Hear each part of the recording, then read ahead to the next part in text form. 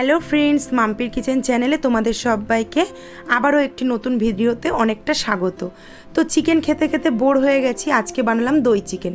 প্রথমেই চিকেনটাকে গোলমরিচের গুঁড়ো, লবণ, আদা বাটা, রসুন বাটা দিয়ে খুব ভালো করে ম্যারিনেট করে রাখবো। একটা শুকনো কড়াইতে কাসুরি মেথিটা ভেজে তুলে নিয়ে ওই কড়াইতে তেল দিয়ে মাংসগুলো 7 থেকে 8 মিনিট ভেজে তুলে নিয়ে এলাচ, লবঙ্গ আর শুকনো লঙ্কা ফোড়ন দিয়ে পেঁয়াজটাকে খুব ভালো করে ভেজে নিয়ে দিয়ে দেবো আদা বাটা, রসুন বাটা আর কাঁচা লঙ্কা বাটা দিয়ে খুব ভালো করে কষে নিয়ে দিয়ে দেবো লবণ, ধনে গুঁড়ো, কাজু বাদাম বাটা দিয়ে খুব ভালো করে কষে নিয়ে দিয়ে দেবো ভেজে রাখা চিকেনগুলো দিয়ে খুব ভালো করে আবারও 7 থেকে 8 মিনিট ভেজে নিয়ে দিয়ে দেবো টক দই দিয়ে আর অল্প পরিমাণে জল দিয়ে ঢেকে ঢেকে রান্না করব। নামানোর আগে কাসুরি মেথি, ধনেপাতা কুচি, চিলি ফ্লেক্স দিয়ে খুব ভালো করে নাড়াচাড়া করে উপর থেকে দিয়ে দেবো ভাজা জিরের গুঁড়ো। জাস্ট অসাধারণ একটি রেসিপি কিন্তু হয়েছে। ফুল ভিডিও দেওয়া আছে মাম্পির কিচেনে। ভিডিওটি ভালো লাগলে লাইক, কমেন্ট, শেয়ার করে দিও।